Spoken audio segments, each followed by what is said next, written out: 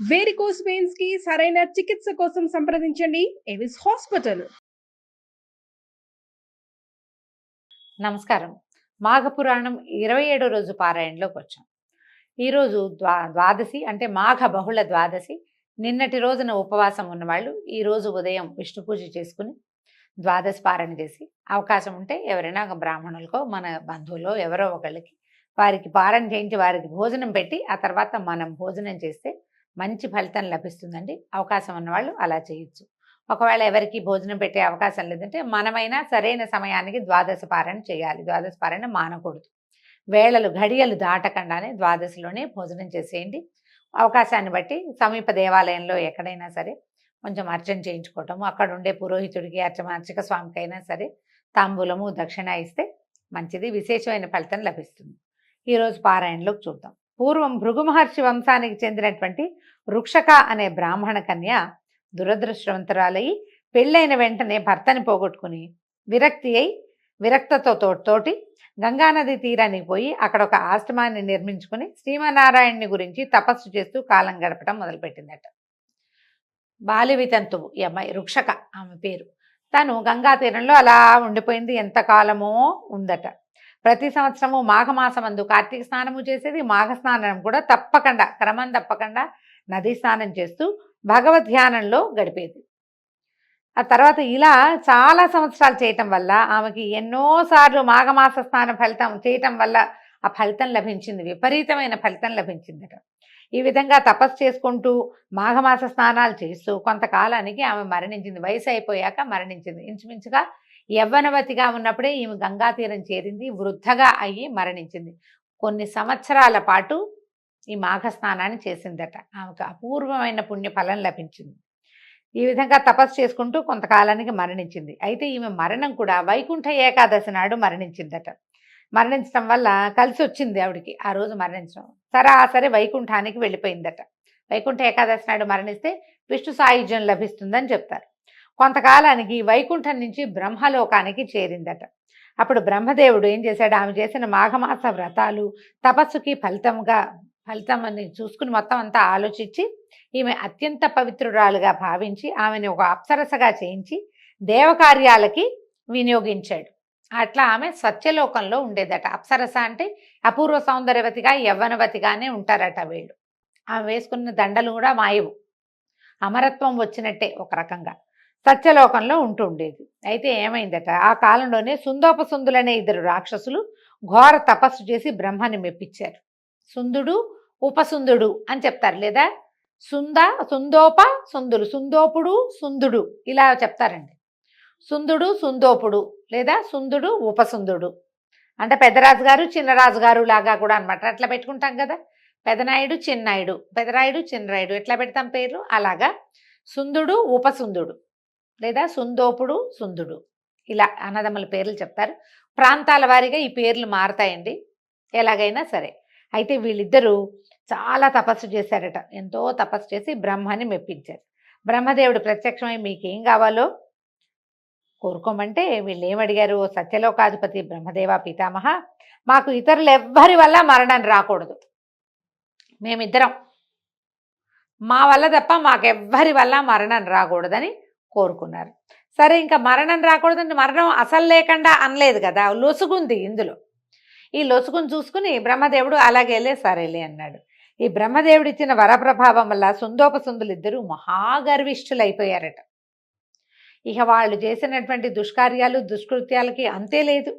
ఎవ్వరూ చంపలేరనే ధీమాతో దేవతల్ని హింసించడం మొదలుపెట్టారు. మహర్షుల తపస్సులు భగ్నం చేశారు. యజ్ఞయాగాదులు పాడు చేసేవాళ్ళు. ప్రజల్ని నానాహింసలకి గురి చేస్తూ ఘోర భీభత్సాలు సృష్టించడం మొదలుపెట్టారు. దేవలోకం మీద దండెత్తి దేవతలందరినీ తరిమి కొట్టేశారు. సుందోపసుందులు కొట్టేసరి కదా దేవతలందరూ బ్రహ్మదేవుడితో ఇట్లా మొరపెట్టుకున్నారు, ఓ బ్రహ్మదేవ, సుందోపసుందులనే రాక్షసులు మీరు ఇచ్చిన వరగర్వంతో కన్ను మిన్ను గానక ప్రవర్తిస్తున్నారు. వాళ్ళు లోకాలన్నిటినీ అల్లకల్లోలం చేస్తున్నారు. వాళ్ళ అకృత్యాలు మేమేమో భరించలేకపోతున్నాం. కాబట్టి మిమ్మల్ని శరణుజొచ్చాము. ఏదైనా తరుణోపాయం చెప్పండి. వాళ్ళ మరణానికి ఏదైనా ఆ ఉపాయం ఆలోచించండి, మమ్మల్ని రక్షించండి బాబాబు దేవాధిదేవా అని కాళ్ళు గడ్డాలు పట్టుకున్నారు.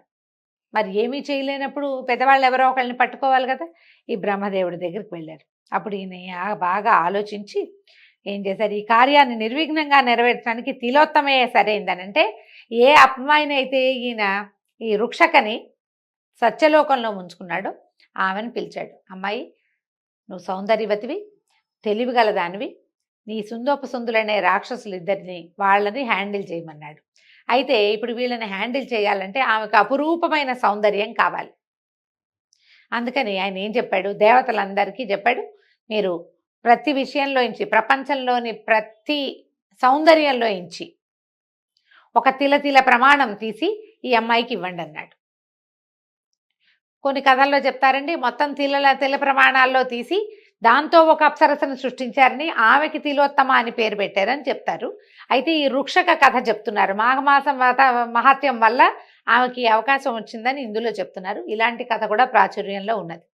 అయితే దేవతలందరూ ఏం చేశారట, భూమి నుంచి, చెట్ల నుంచి, పంచభూతాలన్నిటిలోంచి, తర్వాత ప్రపంచంలో ఉన్నటువంటి, ప్రకృతిలో ఉన్నటువంటి మహాద్భుత సౌందర్యవంతమైన వస్తువులన్నిట్లలోంచి తలా ఒక తిలాశేషం, ఎలా అంటే నువ్వు గింజంత సౌందర్య విశేషాన్ని గ్రహించి అదంతా ఈ అమ్మాయికి పోగు చేసి ఇచ్చారు. ఆ సౌందర్య విశేషాన్ని ధరించిన ఈ అమ్మాయి మహాద్భుత సౌందర్యవతిగా మారింది. రుక్షక పేరు నుంచి ఆమెని తిలోత్తమగా చేశారట, అప్సరసగా మారింది. అయితే అప్పటికి ఆయన అప్సరసను చేశాడు, తన దగ్గర ఉంచుకున్నాడు దేవకార్యాలకని. ఇప్పుడు ఈవిడ వ్యక్తుల్ని మోహింపజేయగలిగే పరిస్థితిలోకి వచ్చిందనమాట, సౌందర్యంతో మోహింపజేస్తుంది.